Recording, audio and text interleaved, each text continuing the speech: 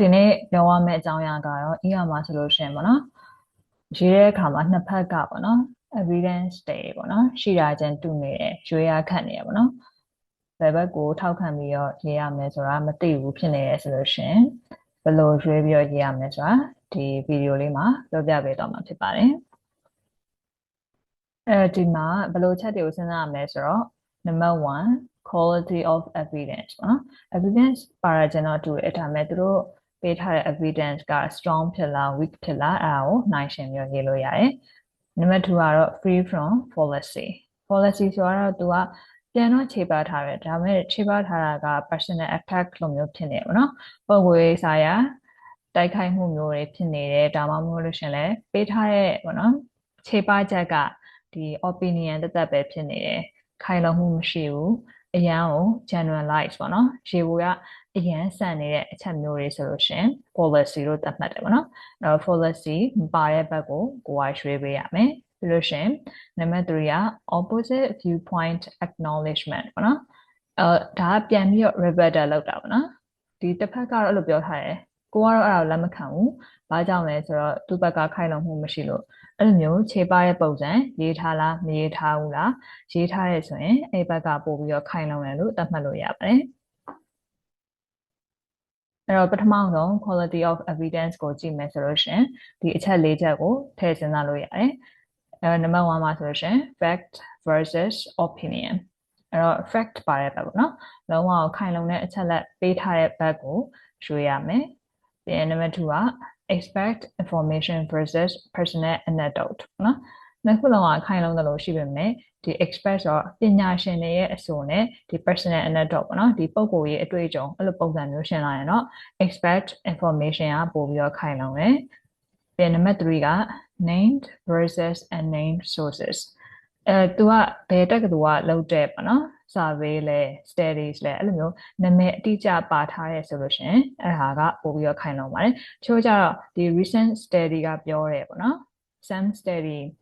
ဒီလေ့လာချက်တွေကပြောတယ်အဲ့လိုပြောထားပေမဲ့လည်းသူကနာမည်အတိအကျမပါဘူးဆိုတော့အဲ့ဘက်က weak ဖြစ်သွားပါမယ်ပြန်နောက်ဆုံးချက်ကတော့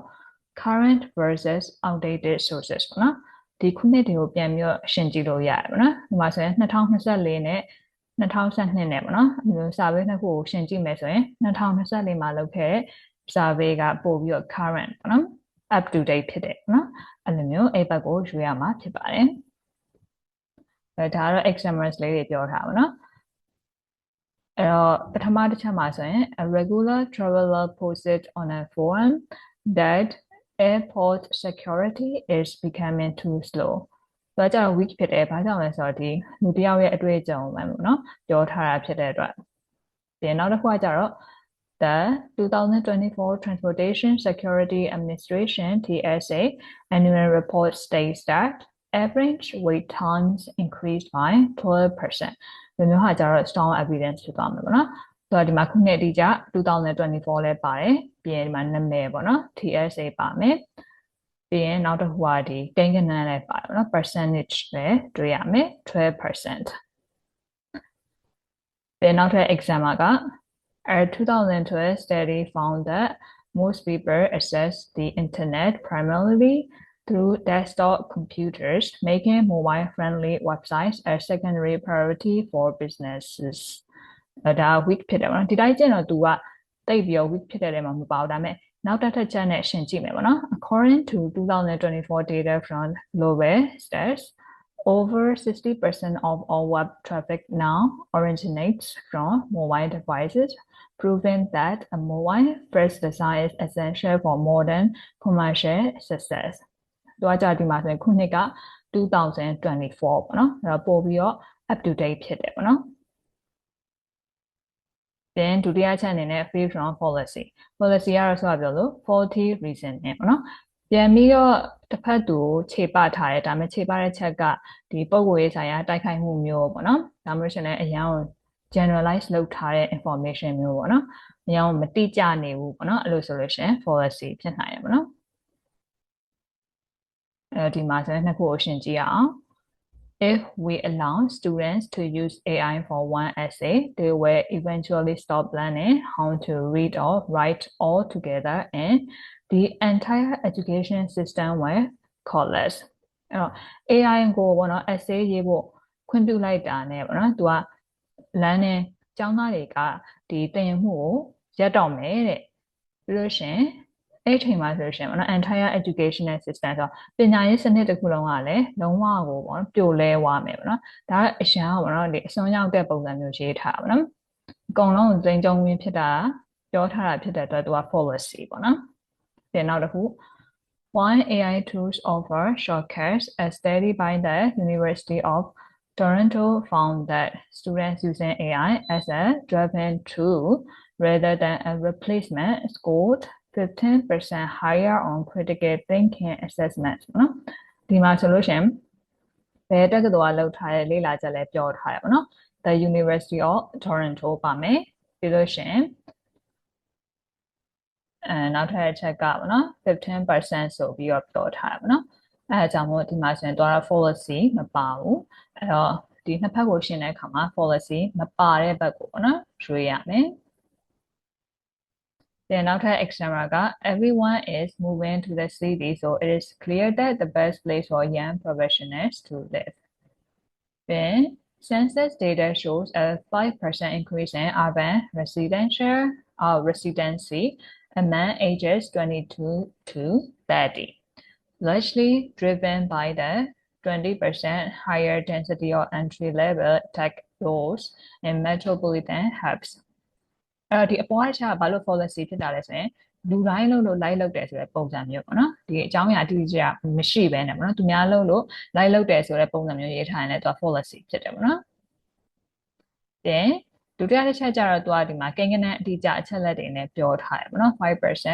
20% ပေါ့နော်အဲဒါကြောင့်သူကကျတော့ policy မပါဘူးပေါ့နော်ဒီဒုတိယချက် policy မပါတဲ့ဘက်ကိုရွှေ့ပေးရမယ်ပြန်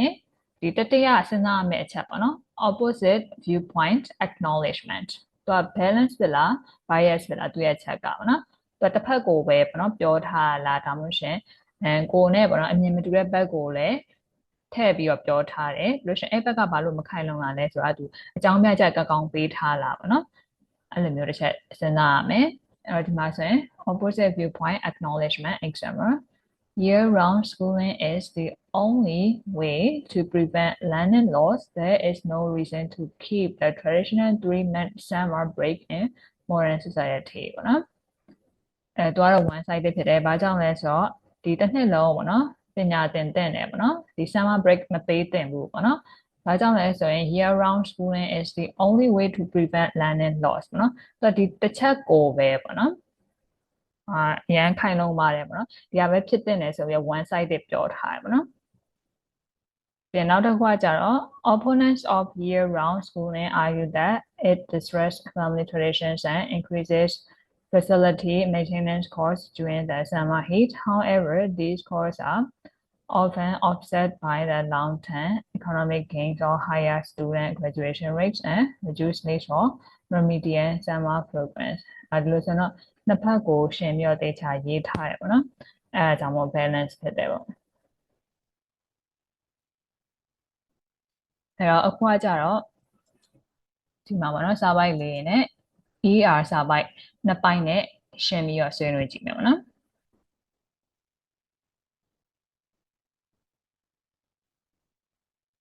ဒီစာပိုက်ကတော့ The following article contains arguments for and against state lotteries ပေါ့နော်ဒီ state lotteries နဲ့ပတ်သက်ပြီးတော့ဒီနှစ်ဖက်ပေါ့နော်ပြောထားတဲ့ပုံစံအဲ့မှာဆိုလို့ရှိရင်ဘယ်ဘက်က strong ဖြစ်လဲတစ်ချက်ကြည့်ကြည့်ရအောင်ဒီမှာတစ်ဖက်က argument against state lotteries state lotteries ကိုကန့်ကွက်တဲ့ဘက်ပေါ့နော်နောက်ထပ်တစ်ဖက်က argument in favor of state lotteries ဒီ state lotteries ကိုထောက်ခံတဲ့ဘက်ပေါ့နော်ဒီမှာ highlight လုပ်ထားလေးရတော့သူတို့မှာပါတဲ့ evidence တွေပေါ့နော်စစချင်း argument against state lotteries မှာဆိုလို့ရှိရင်ဒီမှာ paragraph 2မှာရှိရပါနော် According to a government study 54% of frequent lottery players have household incomes under $40,000 သူကဒီမှာကိန်းဂဏန်းအနေနဲ့ပြောထားပါနော်ဒီဟာကြည့်ရင်ခိုင်လုံတယ်လို့ထင်ရတယ်ပြန်နောက်တစ်ခု according to the Delman Business Institute lottery took in more than $50 billion in 2013ဒီမှာလည်း fact တွေ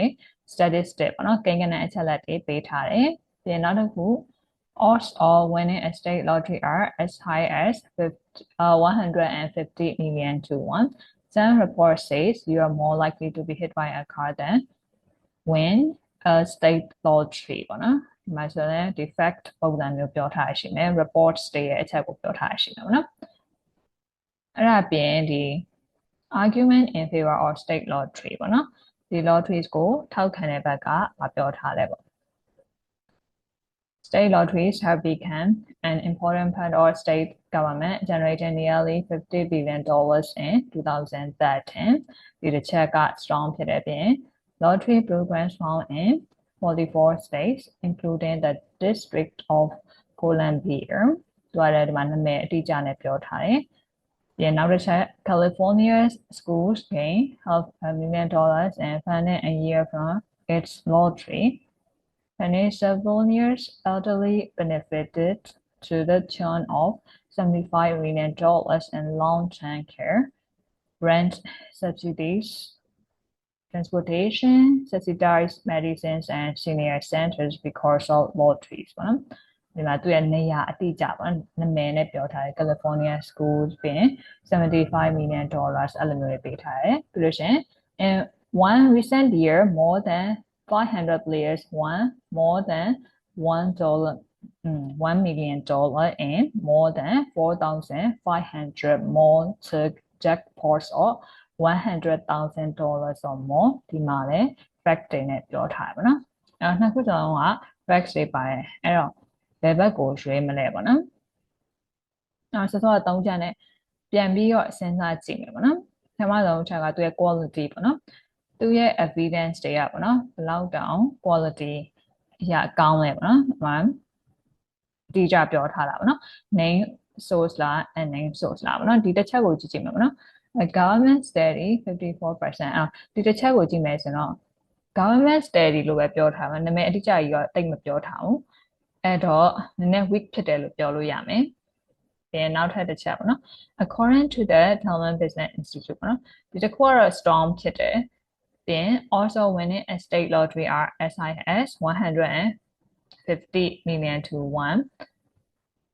ဒီဟာကလည်းတိတ် strong ဖြစ်တဲ့နေရာမှာတော့မပါအောင်ပြင်တော့ some reports say some reports ဆိုလည်းနာမည်အတိအကျမပြောထားဘူးပေါ့နော်အဲ့လိုမျိုးတွေရှိမယ်အဲ့ဒါအပြင်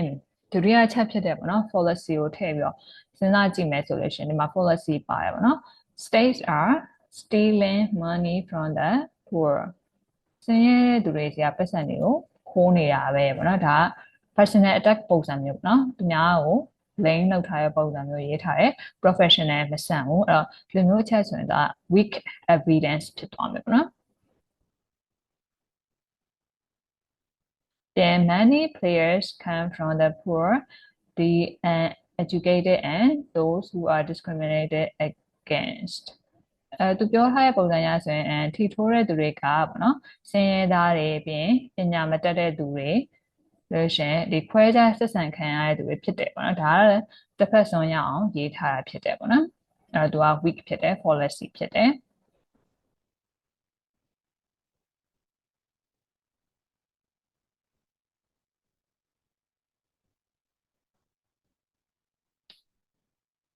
ပြင်နောက်ထပ်တစ်ချက်အနေနဲ့ဆိုလို့ရှင်ဒီ opposite viewpoint acknowledgement ပေါ့နော်တခြားဘက်ကိုပေါ့နော်ပြန်ပြောထားတာရှိလားခြေပထားတာရှိလားပေါ့နော်ဒီ paragraph 3မှာပေါ့နော် lottery supporters say that the amount people bet are small just $1 or $2 here or there but $1 or $2 every week ပေါ့နော်ဒီတစ်ပိုက်ပေါ့အဲ့တော့ဒီထီထိုးတာကိုထောက်ခံတဲ့သူကတော့ပြောကြတယ်ပေါ့နော်ဒါက$1ဒါမှမဟုတ်$2ပါပဲတဲ့ဒါမဲ့ဒီ$2 $2ကလည်းသူတို့ပေါ့နော်ခက်ခဲရင်းနဲ့ရထားတဲ့ပတ်စံအနေထိုးရတာအဲ့လိုပြန်ပြီးတော့ပြောထားတယ်ပြန်နောက်သူကတော့ဒီအချက်ပေါ့ according to the Delman Business Institute ဆိုပြီးတော့ဒီကိန်းဂဏန်းကိုသုံးပြီးပြန်တော့အခြေပထားတယ်ပေါ့နော်သူရဲ့ opposite viewpoint acknowledgement ကတော့ပါတယ်ပေါ့နော်ဒီ ဒီ against ဘက်မှာဆိုလို့ရှင်အဲ့တော့ဆိုတော့စဉ်းစားကြည့်မယ်ဆိုရင်ဒီ against ဘက်မှာ fallacy တွေပါတယ်ပြီးလို့ရှင် weak evidence ပေါ့နော် unnamed source တွေပါတယ်အဲ့တော့ဒီ for ဘက်ကိုပြန်ကြည့်မယ်ပေါ့နော်ထောက်ခံတဲ့ဘက်ကိုပြန်ကြည့်မယ်အဲ့တော့ထောက်ခံတဲ့ဘက်ကသူကဒီအချက်ပေါ့နော် state lotteries have become an important part of state government နော်သူကဒီမှာကိန်းဂဏန်းခုနှစ်အတိအကျတော့ပြောထားတယ်အဲ့တော့ဒီဟာခိုင်လုံတယ်လို့ပြောလို့ရတယ်ပြန် lottery programs found in 44 states ဒီ states နာမည်တွေပါပြောထားတယ်ပေါ့နော်ဒီအချက်ပေါ့ California schools ဒါကလည်းနေရာအတိအကျနဲ့ပြောထားရဆိုတော့ strong ဖြစ်တယ်လို့ပြောလို့ရတယ်နော်ပြန်ဒီတတိယအချက်ကလည်းသူ strong ဖြစ်တယ်သူစီမှာ policy ပါလားပေါ့နော်ကြည့်မယ်ဆိုလို့ရှင်အဲ့လိုမျိုးတစ်ဖက်ဆောင်နဲ့ရေးထားတဲ့ပုံစံတော့မတွေ့ရဘူးနော်